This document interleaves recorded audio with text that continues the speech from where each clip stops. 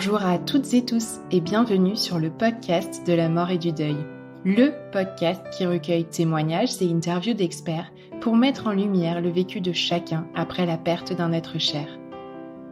Je suis Tiffany, créatrice de ce podcast et accompagnante professionnelle du deuil. Je réalise ces épisodes aux côtés d'Elsa, en charge de la technique.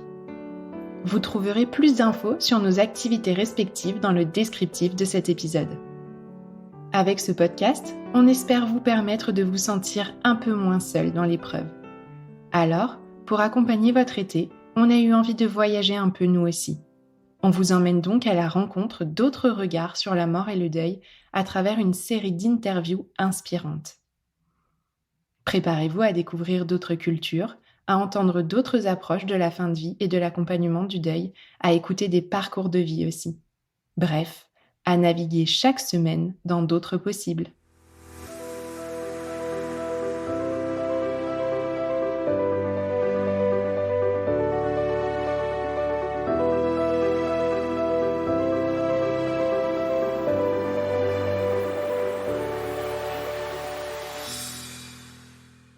Mon invitée du jour est une grande passionnée. Elle a choisi un métier vocation, un métier de cœur où elle en voit aussi de toutes les couleurs. Un métier de soins. Comme vous l'entendrez d'ici quelques instants, elle a un accent que l'on aime tout particulièrement et porte d'ailleurs le même prénom que l'une de ses compatriotes que nous chérissons tous ici en France. Après des années à exercer en tant que vétérinaire, elle a décidé depuis quelque temps de s'engager pour mettre en lumière son métier, mais elle s'est aussi engagée, et c'est ce qui nous intéressera plus spécifiquement aujourd'hui, pour améliorer ce moment tant redouté de l'euthanasie. Elle sensibilise, forme les futurs vétérinaires et a créé une housse mortuaire pour permettre à nos animaux de rester dans la dignité même après leur décès, le Eutabag. Vous l'aurez peut-être deviné, mon invitée est une célèbre vétérinaire québécoise. Il s'agit bien de Céline Leheurteux. Bonjour Céline. Bonjour Tiffany. Je me réjouis de t'accueillir aujourd'hui et de parler de ce sujet avec tant de lumière comme tu le fais si bien. Merci, c'est vraiment un privilège. C'est un sujet qui ne cesse de me passionner et sur lequel je n'arrête jamais d'apprendre.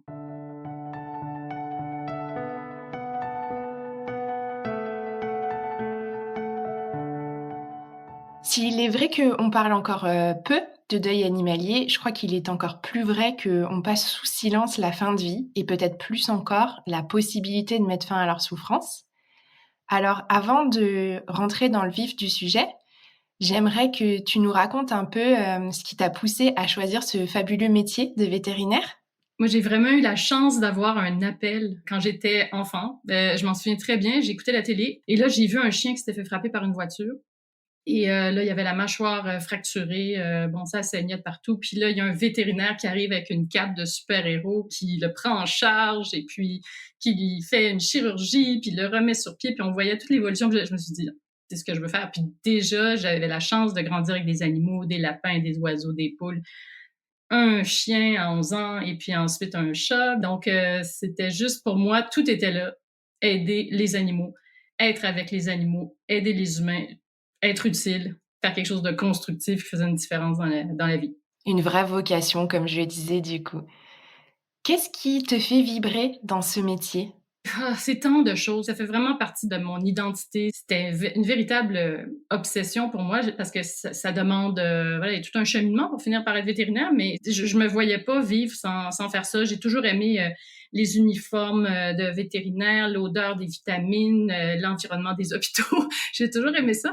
Puis ce qui me fait vibrer le plus, là, c'est l'impact de ce que je peux faire sur la vie d'un humain, en fait. Un animal a tellement d'impact dans la vie, puis il ne peut être remplacé par rien d'autre. C'est unique. Ouais, c'est ça qui me fait vibrer. Particulièrement là, les cas, par exemple, où tu vois être un enfant autiste, il rentre dans ta salle, puis tu te dis, mon Dieu, qu'est-ce qu'il a? Il n'est pas comme d'autres enfants. Puis après, tu te rends compte que tu soignes le chien d'un enfant autiste, puis que ce chien-là lui a permis de s'intégrer à l'école, de retrouver le goût de vivre, de trouver une place, d'être valorisé. Des enfants qui dorment pas, des gens qui ont personne dans leur vie, pour plein de raisons. Puis là, ils ont un chat. Je me dis, mais tu sais, ça leur sauve la vie. Donc, c'est ça qui me fait vibrer le plus. Puis aussi, c'est que j'ai une fascination pour la vie. la nature, la physiologie, le foie, les reins, le cerveau, comment ça fonctionne, comment ça tombe malade, comment on peut les réparer. Tu sais, si tu veux, toute ta vie, tu t'apprends dans la fascination. Alors ça, c'est pour le bon côté des choses, mais qu'est-ce qui, à l'inverse, est ou a pu être source de difficultés dans l'exercice de tes fonctions? C'est vraiment le côté financier. C'est ça qui est le plus difficile. Ouais, parce que on traite un patient, mais c'est pas le patient qui décide, puis c'est pas moi non plus, c'est le client. Puis le client, il décide avec un paquet de filtres personnels pour lesquels je ne dois pas avoir de jugement parce que sinon je m'épuise. Alors, il faut juste que je le prenne puis que je me dise, OK, je vais faire ce que je peux aujourd'hui avec ce que j'ai. C'est tout un défi auquel nous ne sommes pas du tout préparés et on ne sait pas du tout.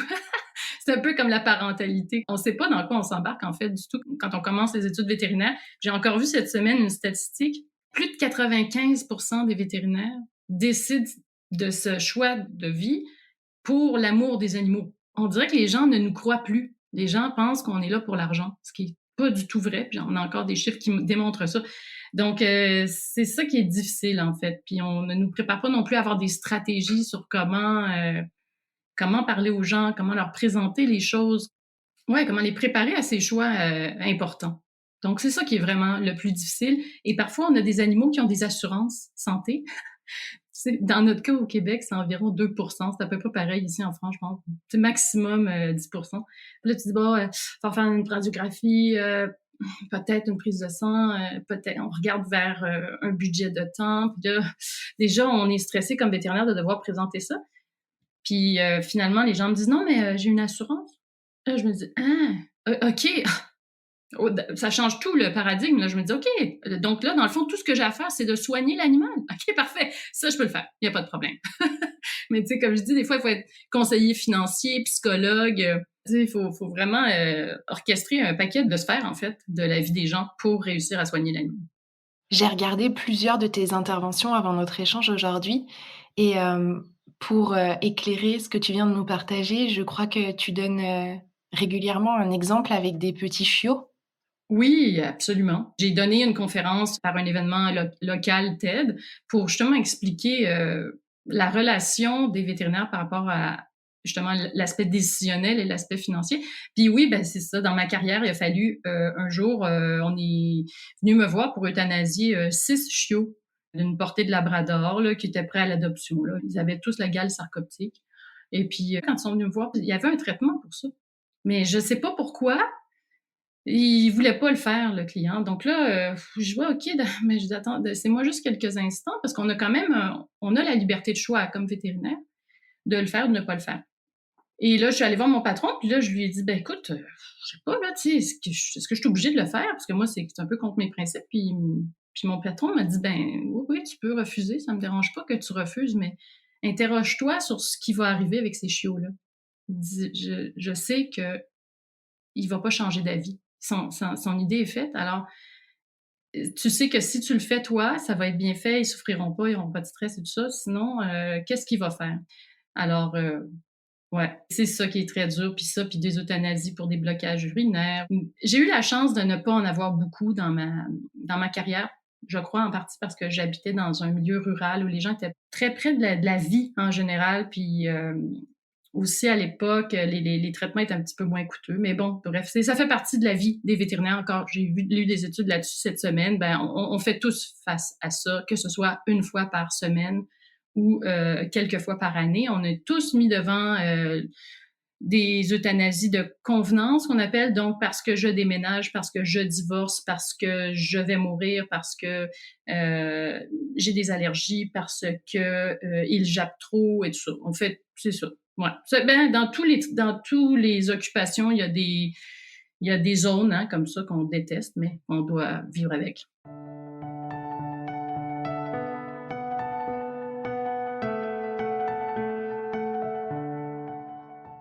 Du coup, on vient de commencer à amorcer le sujet.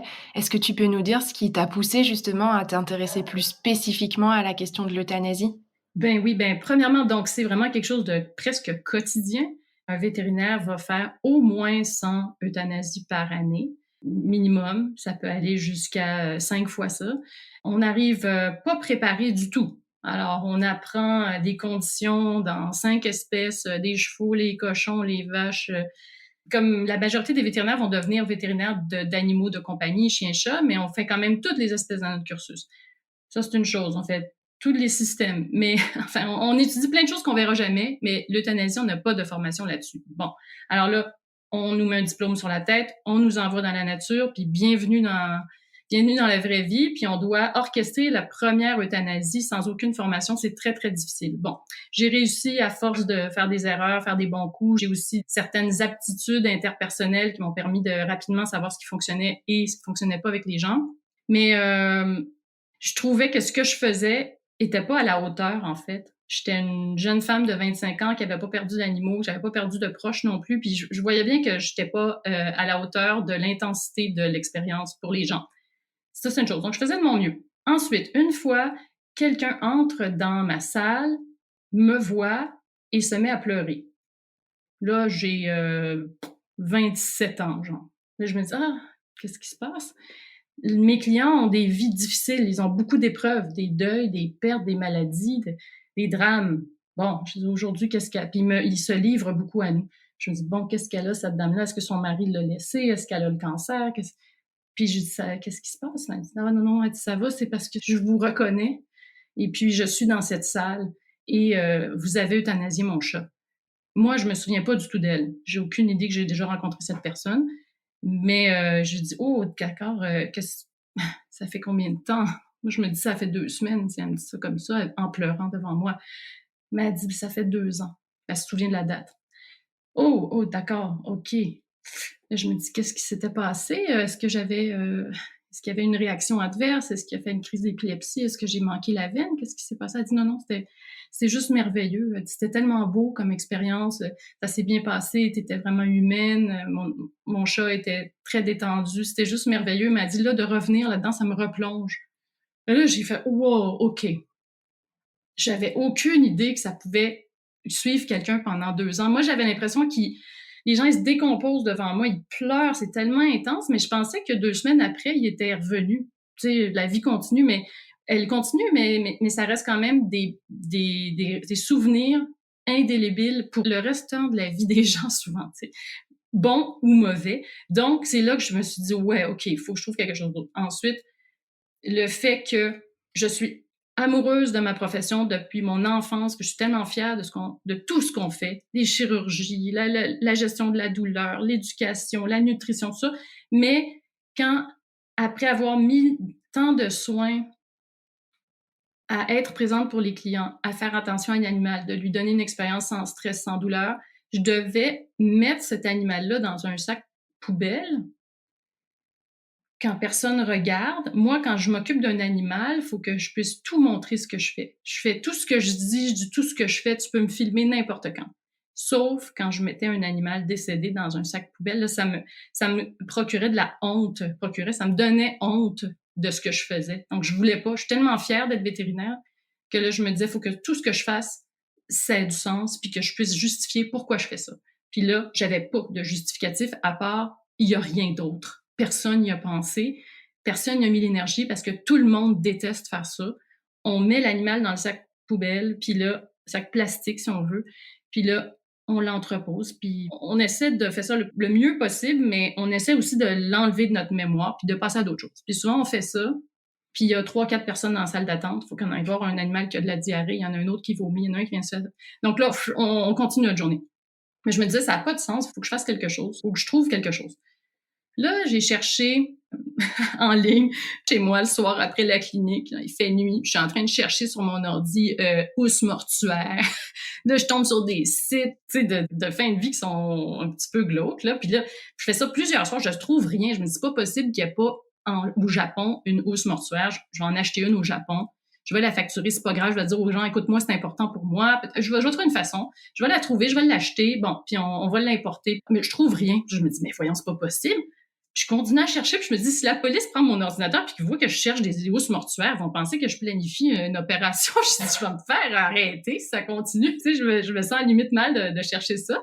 Fait que finalement, je me suis dit, bon, Ben écoute, je vais le faire. Je vais la mettre sur le marché. Ça va tellement être une évidence. Tout le monde va l'acheter, ça va être merveilleux. Waouh, quelle aventure. Tu sais, je me dis, OK, allez, on passe sur un nouveau truc.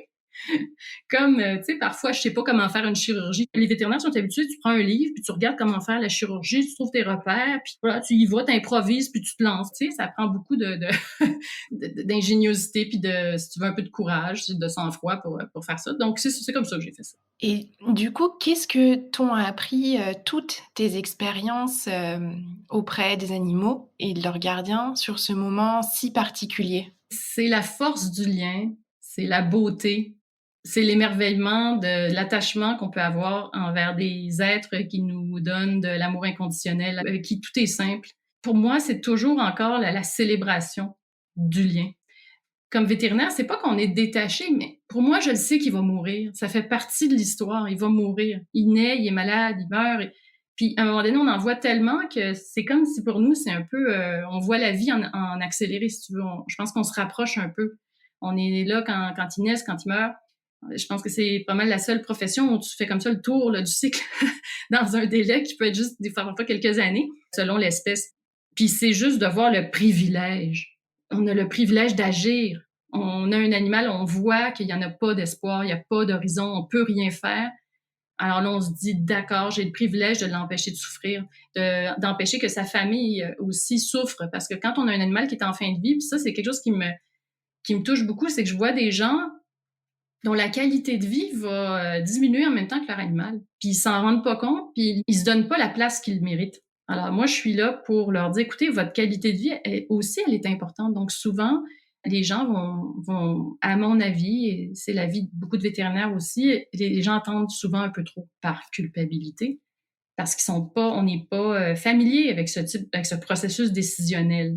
Mais donc, c'est un privilège de bien finir, de s'assurer que ça finit bien l'histoire. Versus beaucoup de gens, ce qu'ils vont vouloir faire, c'est attendre, laisser espérer, ils croisent les doigts que l'animal va mourir dans son sommeil. Pour ne pas devoir lui prendre la décision. Mais en réalité, ça n'arrive presque jamais. Puis quand ça arrive, parfois ça se finit bien, puis ils s'endorment, ils meurent dans leur sommeil, comme les humains, c'est très rare. Mais sinon, on prend le risque qu'on va avoir de la détresse respiratoire, peut-être avoir une hémorragie. Donc, on prend le risque que ça se finisse pas bien. Donc, nous, on voit qu'on a cette perspective, on a cette expertise, puis on est capable de dire aux gens, écoute là, tu sais quoi, je pense qu'il faut qu'on arrête. Et là, on va bien le faire, puis on va célébrer ce moment-là. L'amour qu'on a eu, parce qu'on sait, on le sait, puis on le sait pas, c'est comme notre propre vie, on sait que ça va finir, mais on veut pas. Mais c'est d'essayer de ramener les gens à ça, puis de dire, regarde, on a eu 3 ans, 15 ans, 19 ans, 22 ans d'amour, c'était tellement merveilleux. Faut qu'on finisse ça en beauté. Puis toi, t'es la seule personne qui peut prendre cette décision-là pour cet animal-là qui a été si bon avec toi, puis en ce moment, il te demande d'être aussi bon avec lui qu'il a été avec toi. Donc, tu sais, c'est un super échange, c'est tellement puissant, là, c'est tellement beau. Moi, ma mission, c'est d'essayer de montrer aux gens que c'est de l'amour, c'est ça de l'amour. C'est de dire, moi, je mets fin à tes souffrances, puis moi, je vais commencer les miennes. C'est un échange, c'est ça, c'est le retour. Alors que les gens sont pris là dans une boule de culpabilité, de trahison. C'est pas ça la trahison. La trahison, c'est la lâcheté, c'est de laisser souffrir, c'est attendre. C'est ça mon défi à moi, c'est de dire j'ai une famille devant moi qui est complètement prise dans la culpabilité, puis on va ensemble, on va travailler le sujet, on va avoir des réflexions sur la vie, la mort, la souffrance, la maladie, puis on va se dire, regarde, tu sais quoi? C'est ça qu'il fallait qu'on fasse.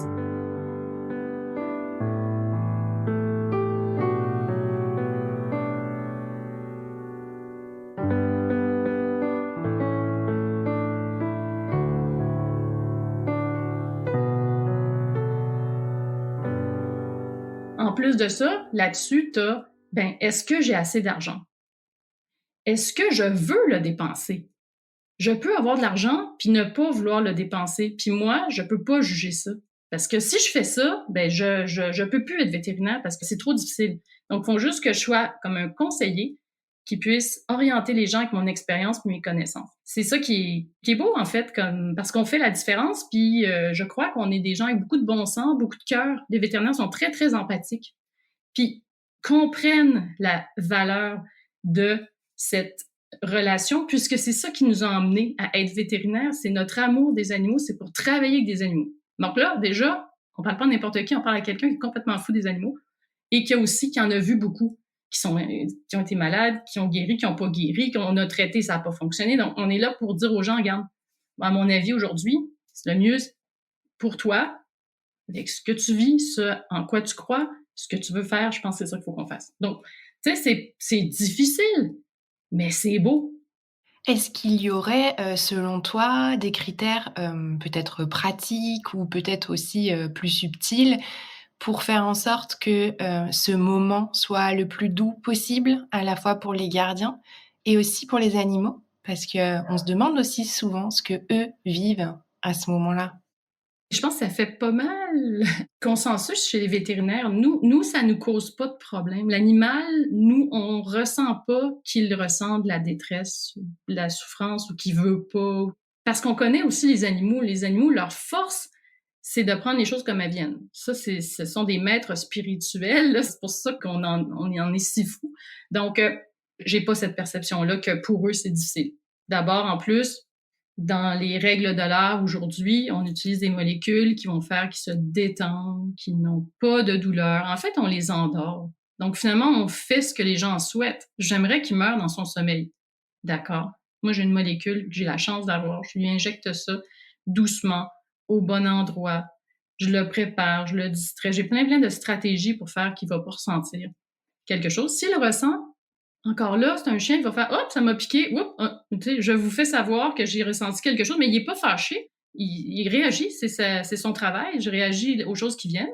Moi, je pense que c'est vraiment de se préparer et d'intégrer que c'est un geste d'amour, que c'est une preuve d'amour, que c'est la bonne décision à prendre. Donc, souvent, quand j'ai des rendez-vous d'euthanasie, c'est long. On en parle, là, mais on fait le tour de la question. On regarde d'un angle, on regarde de l'autre angle, on revient en arrière. Est-ce que c'est vraiment ça que tu veux? Au bout du compte, moi, mon objectif, c'est qu'on se dise, garde, c'est quoi? C'est ça qu'il faut qu'on fasse aujourd'hui. Puis là, c'est vraiment de travailler le processus décisionnel. Il y a aussi des outils qui, malheureusement, ne sont pas assez utilisés par les vétérinaires encore. Je travaille là-dessus à les former pour qu'ils les utilisent plus. Mais tu sais, des questionnaires. Parce que la qualité de vie, c'est beaucoup plus que je mange, je ne mange pas. En ce moment, c'est beaucoup ça. Puis moi, c'est comme ça que j'avais été éduquée. Bon, il mange, écoute, c'est bon, là, tu continues. Mais c'est beaucoup plus de ça. C'est la mobilité, c'est le sommeil, c'est l'hygiène, c'est est-ce que je peux faire les choses. Là, je pense que ça va résonner avec ce que tu fais avec les humains. Est-ce que je peux faire les choses qui me rendent heureux, tout ça. Donc, c'est de leur donner des outils comme ça. Ensuite, c'est aussi de dire aux gens qu'il existe plein de livres sur le deuil animalier. Il en existe plein. Mais moi, si je le dis pas aux gens, comment tu veux qu'ils s'imaginent qu'il y a plein de livres en français sur le deuil animalier pour qu'ils se préparent, pour qu'ils y arrivent en connaissance de cause? Parce qu'effectivement, quand on arrive et qu'on connaît rien là-dedans, ben, c'est anxiogène, c'est évident. Donc, déjà se dire, qu'est-ce que je vais vivre? Qu'est-ce que je vais ressentir? C'est normal. Souvent, les gens ils ont peur d'être anormal, mais là, c'est normal de sentir comme ça. Il y a des phases du deuil. Ça, j'en avais aucune idée. Je l'ai appris récemment. Mais quand on comprend ça, on permet aux gens de s'inscrire dans une certaine normalité. Puis ça, c'est aussi un facteur qui les réconforte beaucoup. Je pense que c'est ça. Après aussi, c'est de se questionner, qu'est-ce qui est important pour moi? Où est-ce que je veux que ça se passe? Avec qui? Quand? Où? C'est des trucs, tu sais, c'est parce que sinon, si le propriétaire d'animal ne se pose pas la question lui-même, puis qu'il se prépare pas, il va être un peu bousculé là-dedans. Puis en fait, malheureusement, les vétérinaires vont parfois oublier de le demander. C'est votre expérience comme propriétaire animal, c'est notre moment. Donc, c'est aussi à nous de nous responsabiliser, à dire, ben, qu'est-ce qui est important pour moi, puis je vais le manifester, je vais le verbaliser. Enfin, moi, c'est pour ça que j'aime maintenant, je m'assume. J'aime faire des euthanasies parce que je suis préparée et j'ai l'impression de faire tout ce que je peux pour le client.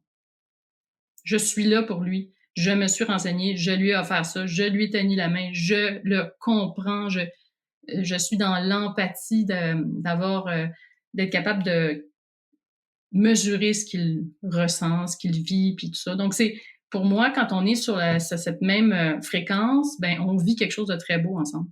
Tu as un peu commencé à aborder le sujet, mais du coup, est-ce que tu aurais des conseils à donner aux gardiens d'animaux concernant justement ces sujets de la fin de vie et de l'euthanasie?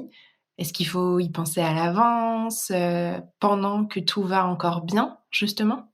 Je pense que c'est idéal, effectivement. Et quand j'ai commencé ma carrière de vétérinaire, il y a plus de 20 ans, ben, les gens souvent là, ont dit « Ah non, non, je veux pas y penser. Ah non, non, non, non, non. » Là, ça a beaucoup évolué. Les gens, maintenant, sont beaucoup plus, entre guillemets, responsables. Ils veulent faire tout ce qu'ils peuvent pour leur animal et ils veulent se préparer. Et donc, ils se préparent de plus en plus à l'avance. Et puis, effectivement, tu sais, quand j'ai entendu cette expression-là, la première fois, ça m'a fait un peu sursauter, mais le concept de pré-arrangement. Donc, j'ai entendu ça, pré-arrangement pour les animaux quand même, là, on se calme, là. Mais non, c'est une très, très bonne idée. Parce que sinon, qu'est-ce qui se passe historiquement? Ben, c'est que, dans le fond, tout est condensé dans un rendez-vous. On va vous expliquer comment ça va se passer, qu'est-ce qu'on va donner, où on va le donner, combien de temps ça va prendre à agir, de quoi il va avoir l'air, ce que vous allez ressentir. Ses yeux vont rester ouverts après. Peut-être qu'il va y avoir des liquides corporels qui vont s'échapper. Peut-être qu'il va y avoir des fasciculations musculaires. Vous allez ressentir un choc émotionnel intense. C'est normal. Tu sais, écoute, il faut que je dise ça, tout ça, j'explique. Ils ont de la difficulté à intégrer parce qu'ils sont dans l'émotion, dans la culpabilité, sont à fleur de peau. Donc, pourquoi faire tout ça? Donc, ça, moi, c'est un peu ma nouvelle mission, c'est de dire, ben, est-ce qu'on peut proposer aux gens des consultations pré-euthanasie? Donc, ça peut être quelque chose, si votre vétérinaire vous le propose pas, peut-être lui dire, écoute, moi, là, ça, je l'anticipe, là, j'ai beaucoup de questions. C'est important pour moi. Est-ce qu'il y a moyen qu'on se voit une fois avant? Il y a même des vétérinaires qui sont maintenant spécialisés en fin de vie, puis ils viennent même à domicile faire des consultations de qualité de vie. Ça, je pense que c'est une grosse partie de la souffrance des gens, c'est qu'ils savent pas comment évaluer la qualité de vie. Et puis ça, il y a des outils pour le faire, des questionnaires. Il y a même une application mobile, surtout pour les chats. Ça s'appelle l'échelle de grimace féline. C'était développé par l'Université de Montréal. C'est gratuit, vous allez là-dessus, ça va vous aider à interpréter le langage non verbal de votre animal. Tu sais, quand tu demandais les irritants, là, quand on est vétérinaire, c'est que les gens, souvent, ils vont dire « Oui, mais il pleure pas, donc il y a pas mal. » Ben non, un animal, ça pleure pas. OK? Donc, il n'y a pas ce signal-là, il peut pas communiquer avec toi comme ça. Il n'y en a pas de pleurs. Ça lui donne rien de pleurer comparativement à un humain où on est, tu sais, ça fait partie de notre langage, mais nous, eux, pas du tout. S'ils font ça, ils vont se faire manger par quelqu'un d'autre. Alors, on pleure pas. Donc, ça veut pas dire que j'ai pas mal parce que je pleure pas. Donc, moi, quand j'entends ça, il pleure pas, il a pas mal. Non, c'est une mauvaise réponse. Alors là, il y a des échelles de douleur qui vont aider les gens à décrypter le langage non verbal, la position des oreilles, la position des vibrisses, comment sont définis les joues du chat, la position de la tête pour un chien, est-ce que ses sourcils sont contractés, même dans son expression faciale, on est capable de décrypter comment se sent un animal. Ça, c'est le boulot d'un vétérinaire. On sait ça, nous, on le connaît intellectuellement, puis on est capable de le ressentir. Ça fait partie de notre expertise. Donc, aller chercher cette connaissance-là auprès du vétérinaire. Puis il y a aussi, il y a des ressources, là, je peux vous indiquer où aller les chercher, où est-ce qu'on peut aller télécharger ces fiches-là et puis se familiariser avec le langage non-verbal des animaux, parce que de toute façon, c'est bon pour toute la vie de l'animal. Donc ça, c'est un bon moyen de le faire. C'est juste d'aller se chercher des outils pour avoir un arbre décisionnel. Aussi parler en famille. Souvent, dans les familles, les animaux ont des grands fan clubs, hein? Mais c'est pas tout le monde qui a la même vision sur la vie, puis tout le monde a des opinions différentes, puis ça. Mais au moins, quand on en parle en famille avec un questionnaire qui est objectif, ça nous permet de faire le tour de la question puis de lui donner l'importance qu'elle a. Et puis à ce moment-là, se posent aussi, des questions sur l'après. Est-ce qu'on veut une crémation? Est-ce qu'on veut une inhumation? Et ça, selon toi, ce sont aussi des choses qui font partie des questions à se poser en amont? Effectivement, Tiffany, c'est vraiment super important parce que ça, tout à l'heure, j'ai décrit tout ce dont on parlait pendant le rendez-vous de l'euthanasie, en plus de faire l'euthanasie. Puis en plus de ça, il faut qu'on décide est-ce que vous l'emmenez à la maison. Puis là, les gens n'ont pas l'information nécessaire. Donc, ça me fait un peu penser, tu sais, les gens s'improvisent un peu pompe funèbre, c'est-à-dire je vais enterrer mon animal, mais c'est pas nécessairement si simple que ça, puis c'est pas comme dans un film où est-ce que les gens vont enterrer le golden en dessous de l'arbre, là, en dessous du chêne, sur le bord de la rivière. OK, c'est pas la vraie vie, ça. En dessous du chêne, il y a des énormes racines, il y a probablement des énormes cailloux, peut-être que cette zone est inondée au printemps et ça va causer des problèmes. Donc, on s'improvise pas à enterrer quelqu'un. S'improviser, enterrer un animal, c'est aussi quelque chose auquel il est mieux de se préparer parce qu'il y a une certaine profondeur, il y a une distance des cours d'eau, il y a une distance des prises d'eau potable. Donc, ça, de se renseigner là-dessus, est-ce que c'est vraiment ça que je veux faire? Est-ce qu'il est possible qu'à un moment donné, je déménage et puis est-ce que je veux vouloir que mon animal reste à l'endroit où je l'ai enterré? Donc, tout ça, ce sont des questions qui sont importantes parce qu'on le fait une fois. On va pas changer d'avis. Puis, sinon, si on attend le jour de l'euthanasie, bon, on va peut-être faire des choix qui finalement ne nous correspondent pas. Après, il y a la crémation, l'enterrement chez nous, il y a l'enterrement dans un cimetière. Il y a beaucoup de cimetières vraiment intéressants en France. Et puis, la crémation, ben ça, c'est une question aussi qui est intéressante de la regarder de plus près parce que souvent, ce qu'on va nous donner comme information en cabinet vétérinaire, c'est assez basique, là. Mais la crémation de groupe qu'on appelle ou pluriel versus la crémation individuelle, ben, ce sont des traitements du corps qui sont complètement différents. Alors, quand on s'en va, on espère, si tu veux, un traitement de genre funéraire humain. Ben, la crémation individuelle est plus indiquée. Crémation de groupe, ben, ça s'oriente plus vers un peu un processus un peu plus industriel, si on veut. Donc, c'est des choses faut qu'on se pose la question. Même moi, j'encourage les gens qui le veulent d'aller visiter le crématorium. Le crématorium est toujours ouvert à ça. On va voir de quoi ça a l'air. Les gens sont très, très disponibles à nous aider. C'est leur travail d'appuyer les gens qui perdent des animaux. Donc, c'est pas juste une entreprise de service qui va faire disparaître le corps de notre animal. C'est des gens qui sont dévoués à ça. C'est leur mission. Donc, on peut leur parler au téléphone, on peut visiter leur site web, on peut y aller en personne. Pourquoi ne pas le faire? Parce que je pense que les gens ont le désir d'en savoir plus. Mais si on leur suggère pas de le faire avant, ben après ça, ils sont bousculés. Alors que souvent, la plupart du temps, les euthanasies, souvent, c'est un processus qui va décisionnel, qui va s'opérer sur plusieurs semaines, plusieurs mois, parfois même une année. Et qu'est-ce qu'il y aurait d'autre pour rendre ce moment plus doux et moins partir dans tous les sens dans toutes ces réflexions? Ben, moi, je pense que c'est d'avoir en amont travaillé la question. Une fois qu'on y arrive le jour, qu'on se dit c'est la bonne chose que je vais faire, aujourd'hui je suis là avec lui, et puis que je sais ce qui va arriver avec son corps après, puis que j'ai décidé de quelque chose qui est en accord avec mes valeurs et où j'en suis et tout ça. Finalement, l'euthanasie, nous, on l'anesthésie, comme si on allait faire une chirurgie. Je pense qu'une fois qu'on sait qu'on a fait les choses comme dans l'ordre, puis qu'on s'en va dans la bonne direction, l'équipe vétérinaire est là pour nous accompagner. Et puis, en général, ça se passe super bien. C'est vraiment un moment d'éternité, entre guillemets, là, dans le sens où ça se passe sans stress, sans douleur pour l'animal.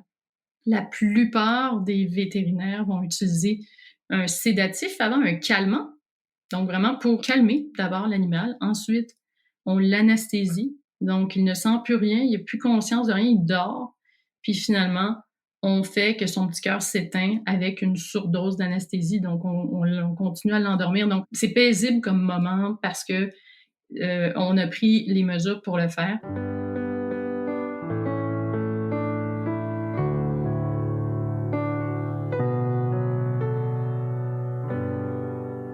Mais 75% des vétérinaires vont faire ça. Peut-être c'est une idée de le demander aux vétérinaires à qui on veut confier la fin de vie de notre animal, leur dire est-ce que vous utilisez un calmant, vous utilisez un sédatif? Ça en dit aussi en général un peu sur comment ils vont vous accompagner là-dedans. Mais n'hésitez pas à poser des questions puis à dire ben ça pour moi c'est important, est-ce que il va y avoir une mesure qui va être prise pour ça? Quand on fait ça, la très très très grande majorité des euthanasies se déroulent super bien. Est-ce que tu aurais juste un mot pour les gardiens qui se sentent absolument pas capables d'être là à ce moment avec leur animal? C'est une excellente question, Tiffany, parce que ça me fait de la peine, parce qu'il y a beaucoup de gens qui sont culpabilisés par le public, les réseaux sociaux et tout ça, de ne pas rester. Alors que moi, je trouve ça très important de dire aux gens, c'est votre expérience, c'est votre moment. Qu'est-ce que vous voulez vivre? Votre animal, lui, là, il est dans le moment présent. Ce qu'il veut, c'est que vous alliez bien et puis que vous restiez quelque chose de positif dans la tête. Parce que vous restez. Lui, il s'en va. Puis lui, là, que vous soyez là ou pas, sincèrement, là, moi, je suis là avec les animaux. j'ai jamais vu un animal qui était en détresse parce que le client n'était pas resté. J'ai jamais vu ça. Donc, pour moi, c'est faux ce qui est véhiculé, que les animaux se demandent, recherchent. Non, ils recherchent pas. Quand vous partez, là, une fois qu'ils vous voient plus, vous avez tourné le coin, là, il est avec nous, il est dans le moment présent, il nous regarde, puis nous, on lui parle, puis nous, on adore les animaux. Donc, moi, je dis aux gens, si vous voulez, vous restez au tout début, on donne l'injection ensemble, vous restez jusqu'à ce qu'il s'endorme, vous restez vous restez pas, c'est pas un problème. Vous voulez partir pendant que je donne la première, la deuxième injection, vous voulez revenir après, pas de problème, vous revenez, vous le touchez, on débriefe ensemble, on le caresse, on se remémore des bons moments qu'on a eu avec lui, sa personnalité, puis quand il avait mordu un tel ou quand il avait jappé pour ça, tu sais, c'est ça qui est pour moi, là, c'est la plus grande plus-value que je peux avoir, c'est quand on fait l'euthanasie, les gens, ils ont une décharge émotionnelle incroyable, ils pleurent, là, ils s'effondrent. Je leur laisse ce moment-là. J'appelle vraiment ça une décharge. Puis après ça, tu sais, on se dit, hey, non, mais c'était vraiment un chien extraordinaire, tu sais, dans tous ses défauts, ses qualités. Puis là, on célèbre. Ça prend 5 minutes. Puis là, il pleure, mais il rit en même temps. Il montre des vidéos quand le chien courait après la voiture. Puis là, je le sens qu'ils sont sur la bonne voie pour guérir, tu sais, pour partir sur un deuil qui est, si on veut, normal, si on veut qu'il n'y ait pas un deuil compliqué. Donc, de s'écouter. Parce que vraiment, ne restez pas, à mon avis, pour votre animal. Pensez toujours que lui, ce qu'il veut, c'est que vous soyez content. Il y a ça. Puis une autre chose pendant que je pense, c'est que c'est quelque chose qui est très peu connu, mais il existe des consultants en deuil. Maintenant, il y a un nouveau phénomène, je ne sais pas si ça existe pour les humains, mais il y a le deuil anticipatoire. Alors, je sais que mon animal est en fin de vie. Et là, les gens vont être tristes pendant des semaines, des mois. Si vous vivez ça, là, vous consultez quelqu'un en deuil animalier. Puis là, on ne s'inscrit pas dans une démarche d'une fois par semaine pendant 6 mois. Là. En général, là, 2 visites par visioconférence. Puis elle va tout vous remettre ça en perspective, puis le normaliser. Mais comment on peut pas être triste de perdre quelque chose qui a un amour inconditionnel, qui est bilatéral? Je veux dire, c'est normal, là, c'est tout à fait sensé, il n'y a pas de souci là-dessus. Mais moi, j'ai eu une cliente qui avait tout fait pour son animal, puis c'était une propriétaire extraordinaire. Je l'ai vue quelques semaines après le décès, puis je dis, ça va pas, elle n'est pas sur la bonne voie. Mais je dis, est-ce qu'ils t'ont parlé des consultantes en deuil animalier? Non. Elle dit, je suis allée voir mon psychologue. Elle dit, là, il veut régler les problèmes avec mon père. Je veux pas régler les problèmes avec mon père. J'ai perdu mon chien, je l'accepte pas. J'ai tout fait, puis ça n'a pas marché. Moi, quand je fais quelque chose dans la vie, là, ben ça fonctionne, puis j'ai des résultats, puis je prends les moyens, tu comprends? Elle dit, là, ça n'a pas marché. J'ai dit, ben non. J'ai dit, là, il faut vraiment que tu appelles une des 2 consultantes qu'on a au Québec. Il y en a sûrement plein ici, en France et tout ça, mais j'ai dit, appelle, écoute, je l'ai vue après, elle m'a remercié, elle m'a dit, mais ça a tout changé. Elle dit, j'ai fait 2 visites d'1 heure avec elle, puis ça m'a permis de comprendre où est-ce que j'étais, puis pourquoi je ressentais ça. Donc ça, pourquoi s'en priver? Merci Céline, justement de parler de ce que nous aussi, on peut apporter puisque c'est quelque chose effectivement que je fais avec beaucoup de cœur également et c'est vrai qu'à ce moment-là, il y a un lien entre effectivement le vétérinaire, et cette euthanasie et le deuil. C'est vraiment le moment où on passe de l'un à l'autre et où il peut y avoir, un passage de relais important.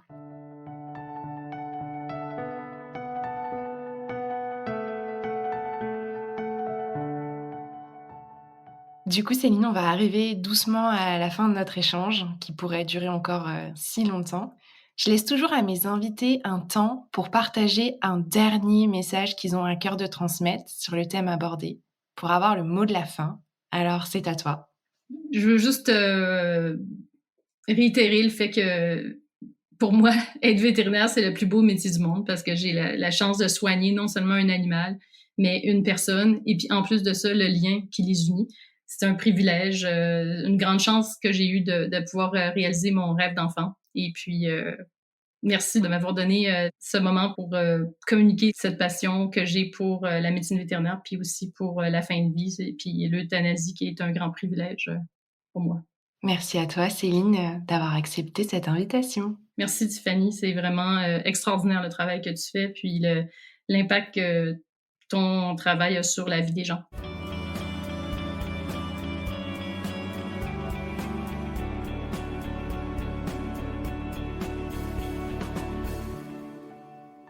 Si vous souhaitez trouver plus d'informations sur l'ensemble des documents évoqués par Céline dans cet épisode, toutes les informations sont dans le descriptif de cet épisode.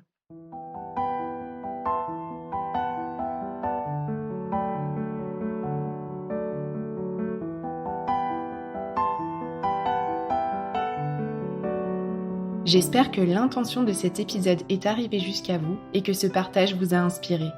Si tel est le cas, n'hésitez pas à le dire en laissant des étoiles et un commentaire sur les plateformes d'écoute qui le permettent. Ça ne prend que quelques instants et c'est le meilleur moyen de faire rayonner un peu plus fort encore ce podcast. Alors, foncez! Et si vous voulez encourager notre travail, vous avez aussi la possibilité de nous faire un don sur mon site internet www.les-envolés.com dans l'onglet « Le podcast ». Comme d'habitude, je vous donne rendez-vous la semaine prochaine pour un nouvel épisode.